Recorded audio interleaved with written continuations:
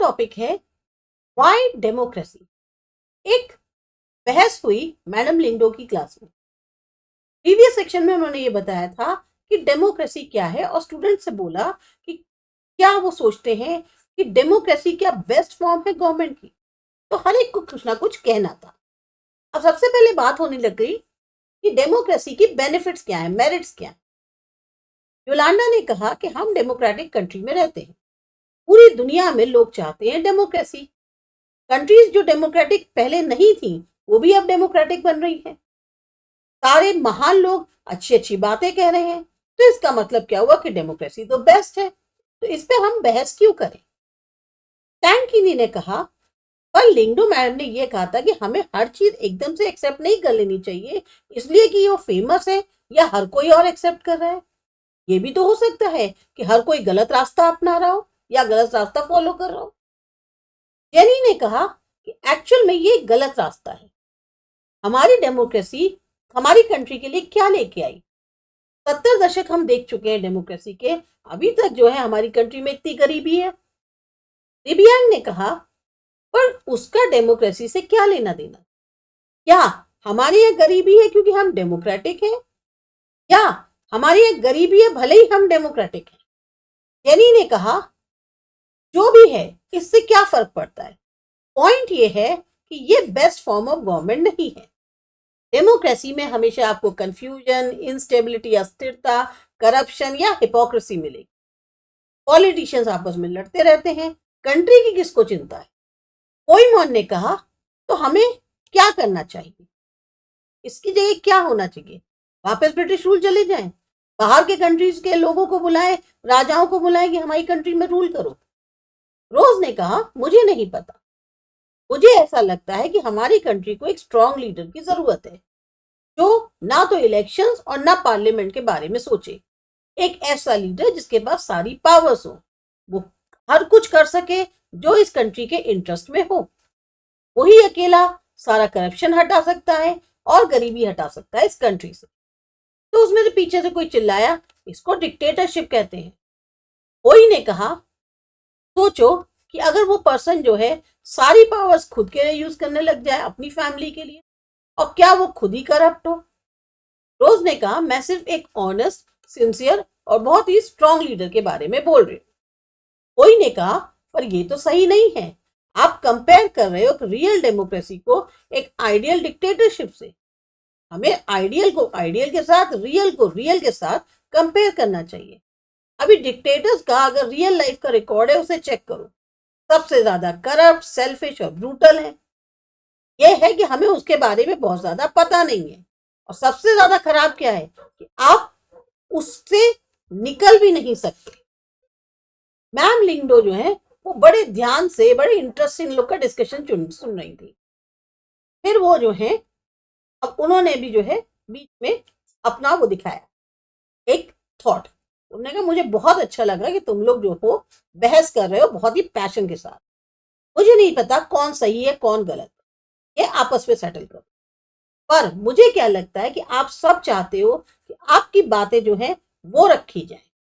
आपको बहुत बुरा लगेगा अगर कोई आपको इस टाइम पे बीच में रोक दे या आपको पनिश करे उसके लिए जो आप सोचते हो।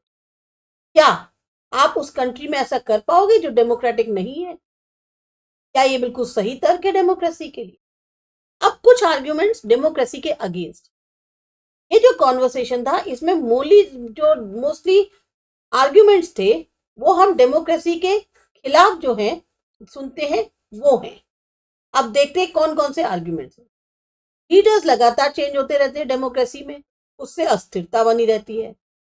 डेमोक्रेसी में पॉलिटिकल कंपटीशन बहुत है, पावर प्ले है, तो नैतिकता का कहीं स्कोप नहीं है।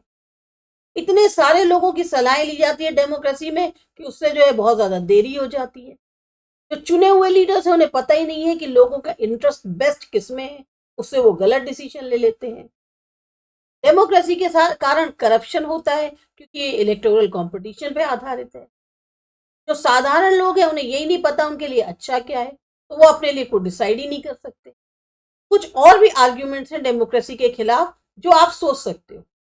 अब इसमें आपको बताना है कौन से आर्ग्यूमेंट मेनली अप्लाई होते हैं डेमोक्रेसी पे। कौन से ऐसे हैं जिनका मिसयूज हो सकता है किसी भी फॉर्म में गवर्नमेंट के, और कौन से ऐसे हैं जिनसे आप सहमत हो। भाई साफ तौर पे ये पता चलता है कि डेमोक्रेसी कोई ऐसा एक मैजिकल सॉल्यूशन नहीं है कि हमारी सारी समस्याएं वो दूर कर देगा।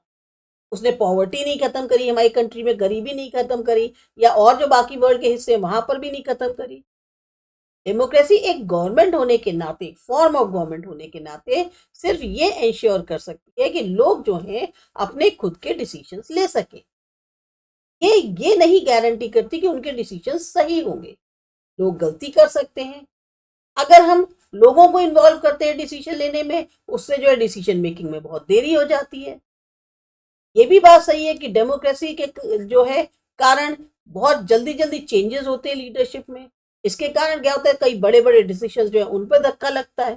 डेमोक्रेसी के ये जो डिसीजन की देरी होती है या जो लीडरशिप की चेंजिंग होती है, उससे गवर्नमेंट की एफिशिएंसी पे भी असर पड़ता है।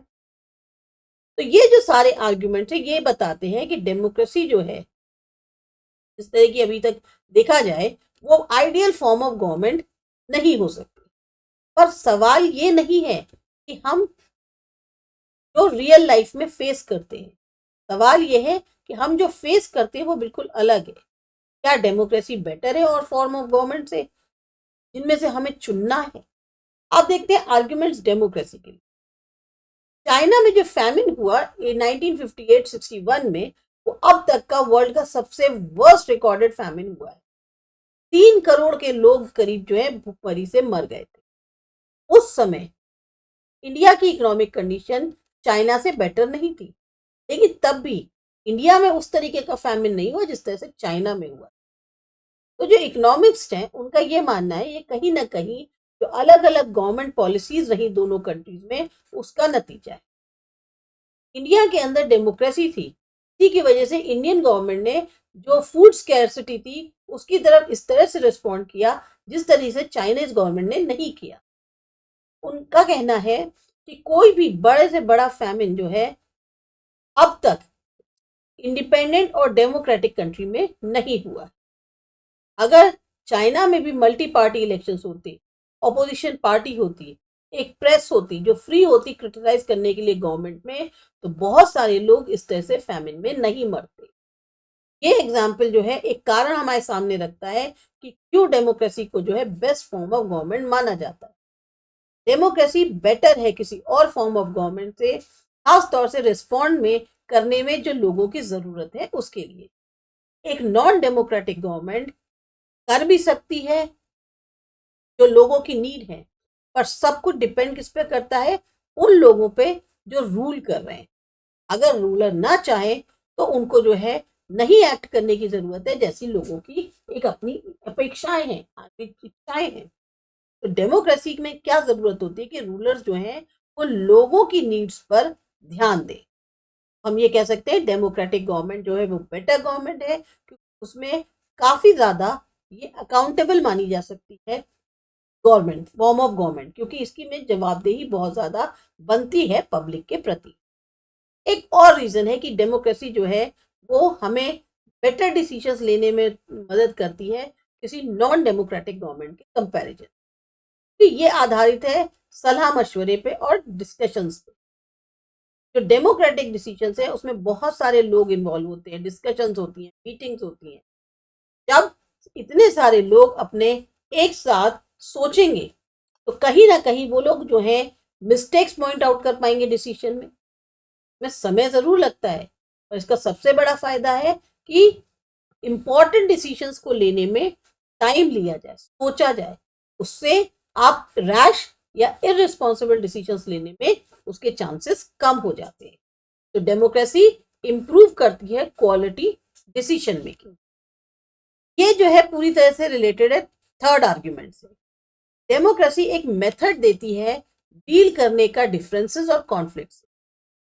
सोसाइटी में लोग जो हैं उनके में डिफरेंसेस ऑफ ओपिनियन और इंटरेस्ट होते ही होते हैं, हर एक की राय हर एक से नहीं मिलती। ये डिफरेंसेस खास तौर से बहुत ज्यादा शार्प हो जाते हैं उन कंट्रीज में जैसी हमारी है, जहां पर बहुत ज्यादा सामाजिक डाइवर्सिटी देखने को मिलती है। लोग अलग अलग रीजन्स, को बिलोंग करते हैं, अलग अलग भाषा बोलते हैं, अलग अलग रिलीजन्स प्रैक्टिस करते हैं और डिफरेंट डिफरेंट कास्ट के। उनका जो देखने का नजरिया है लोगों के प्रति या दुनिया के प्रति वो डिफरेंट है और उनकी अपनी अलग अलग प्रेफरेंसेस हैं। अब जो प्रेफरेंस एक ग्रुप की है वो क्लैश कर सकती है दूसरे ग्रुप के साथ। ऐसे में जो मतभेद है उसको कैसे सॉल्व किया जाए? अब या तो सॉल्व किया जाएगा बहुत ही ज्यादा एक क्रूअल पावर से।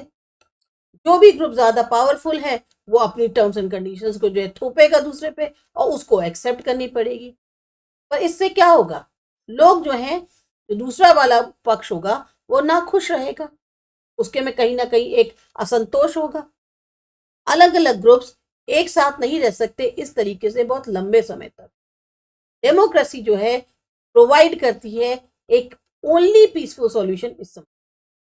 डेमोक्रेसी में कोई भी परमानेंट विनर नहीं है, ना ही कोई परमानेंट लूजर है।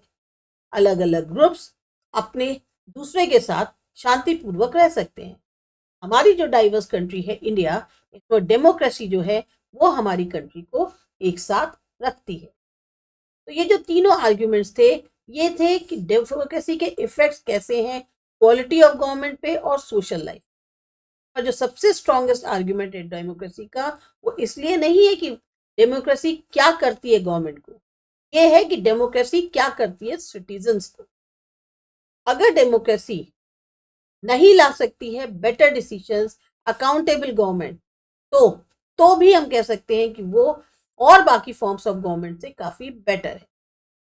डेमोक्रेसी कहीं ना कहीं निखारती है जो इंडियंस की या जो सिटीजन्स हैं उनकी जो एक इज्जत है, डिग्निटी है, उसको और बढ़ाती है। तो हमने जैसे अभी ऊपर पढ़ा डेमोक्रेसी आधारित है प्रिंसिपल पर पॉलिटिकल इक्वालिटी के। इस चीज को रिकॉग्नाइज करने के लिए जो पुअरेस्ट है, गरीब से गरीब है, बहुत कम पढ़ा लिखा है, उसका भी सेम स्टेटस है जैसा कि रिच और पढ़े लिखे लोग जो हैं प्रजा नहीं है रूलर की, बल्कि वो खुद अपने आप में एक रूलर है। अगर वो गलती करते हैं तो वो खुद इसके लिए जिम्मेदार हैं जो उन्होंने किया है। फाइनली डेमोक्रेसी बेटर है और फॉर्म्स ऑफ गवर्नमेंट से क्योंकि ये हमें हमारी गलतियों को सुधारने का मौका देती है। जैसा कि हमने ऊपर देखा कोई गारंटी नहीं है कि जो मिस्टेक्स हैं वो डेमोक्रेसी में नहीं हो सकती। कोई भी फॉर्म ऑफ गवर्नमेंट इस चीज को गारंटी नहीं कर सकती। एडवांटेज डेमोक्रेसी में क्या है कि ऐसी मिस्टेक्स जो हैं वो बहुत लंबे समय तक छुपी नहीं रह सकती। पब्लिक डिस्कशंस होते हैं इन मिस्टेक्स पर और करेक्शन के पूरे चांसेस होते हैं। आइदर या तो रूलर्स को अपना रूल चेंज करना होगा या फिर रूलर्स को चेंज कर दिया जाएगा। नॉन डेमोक्रेटिक गवर्नमेंट में ऐसा नहीं होता।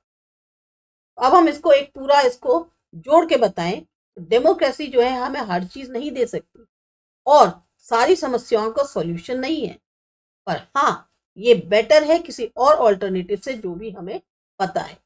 ये हमें बेटर चांसेस देती है अच्छे डिसीजन लेने के, रिस्पेक्ट करती है लोगों की अपनी विशेस को और अलाउ करती है अलग अलग तरह के लोगों को कि वो साथ रह सके। अगर बाई चांस वो फेल भी हो जाती है इन सब में से कुछ करने को, तब भी कहीं ना कहीं एक रास्ता है जिससे वो अपनी मिस्टेक्स को सुधार सकती है और ज्यादा डिग्निटी दे सकती है सारे सिटीजन्स को। इसीलिए डेमोक्रेसी को बेस्ट फॉर्म ऑफ गवर्नमेंट माना जाता है। राजेश और मुजफ्फर जो है एक आर्टिकल पढ़ते हैं, उसमें ये देखते हैं कि कोई भी डेमोक्रेसी ने अभी तक दूसरी डेमोक्रेसी के साथ कोई वॉर नहीं किया है। वॉर्स तब होते हैं जब दोनों में से एक गवर्नमेंट नॉन डेमोक्रेटिक हो। तो ये जो आर्टिकल है ये बताता है कि सबसे बड़ी मेरिट है डेमोक्रेसी। इस ऐसे को पढ़ने के बाद राजेश और मुजफ्फर जो हैं उनके अलग अलग रिएक्शंस थे। राजेश ने कहा ये कोई एक बहुत अच्छा तर्क नहीं है डेमोक्रेसी के, ये तो एक चांस की बात हो सकता है फ्यूचर में डेमोक्रेसीज में आपस में लड़ाई हो जाए। मुजफ्फर ने कहा कि ये जो है चांस की बात नहीं हो सकती। डेमोक्रेसी डिसीजंस लेती है इस तरीके से कि जो वॉर के चांसेस हैं वो कम हो जाए। तो अब आपको बताना है इन दोनों में की जो पोजीशंस हैं उसमें से आप किससे सहमत हैं और क्यों।